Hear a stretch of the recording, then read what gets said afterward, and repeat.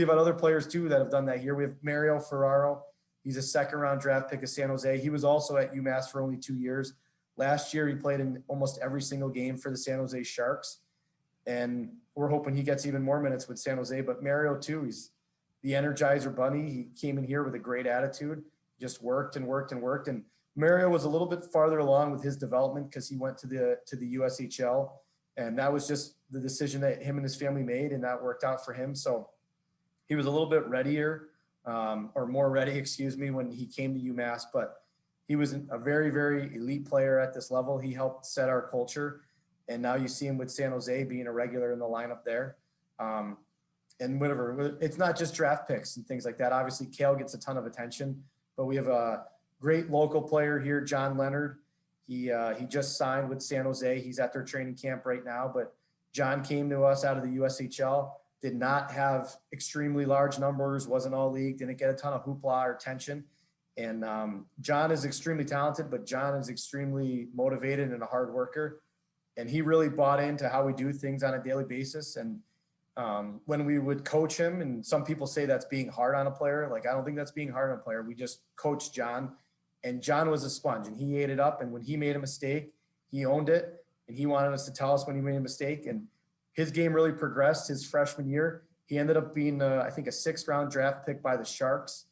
And he had a really strong sophomore year, was an all-league player, came back his junior year, and he was first-team all-league. He led the nation in goals.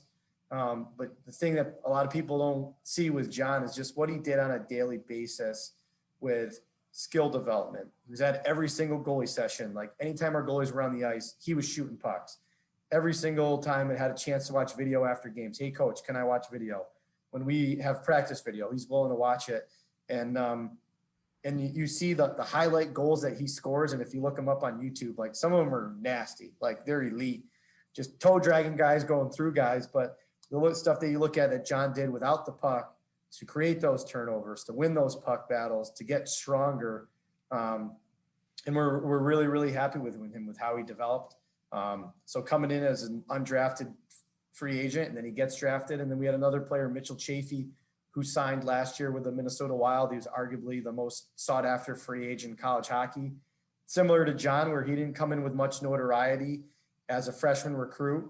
But we had confidence that he'd be a really effective player for us. And same thing, he brought into how we do things on a daily basis, and he's highly motivated and driven, and ended up being an all-league player, and had 20 different contracts to pick from at the end of his junior year, and did not rush the process. He could have signed after his sophomore year and just felt like he really wanted to be a beast at this level. And that's what he was last year. And we're optimistic. He plays a lot of games here for the Minnesota Wild. So it's everybody's path's different. Some guys are super highly skilled, like you, Wonger, putting up 100 points in the BCHL. And sometimes guys, it takes them a little bit of time, but at the end of the day, it's not about where you're at in the past. It's about where you are today in the now. And that's going to open up doors for you in the future.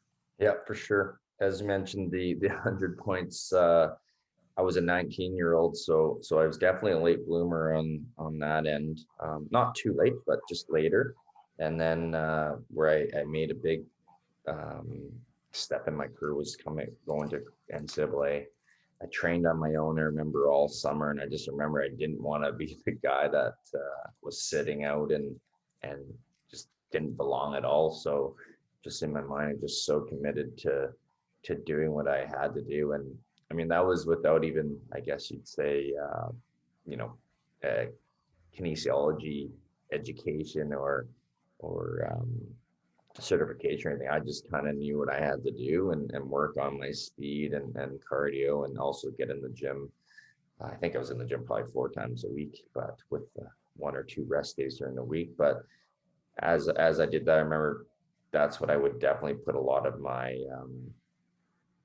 I guess my success to is all that dry land and weight stuff is what I needed. I was able to work on my skill stuff as much as I was on the ice, but in the driveway, in the garage, just stick handling and shooting and all that kind of came into play. But just for all the viewers and especially the players, just continuing to always work and put their time in. And it doesn't ever have to be just, always paying for a coach. It can be, it's free to use your driveway or garage or backyard or wherever you got. You can certainly put some drills together. They can make them up or use many of their coaches' drills, I'm sure, stick handling or shooting. And of course, the rollerblades are a great tool as well. You can, as much as not exactly like the ice skate, but you can just work on whether it's moving around, stick handling, or you just as you are up on skates while you're shooting. So that's what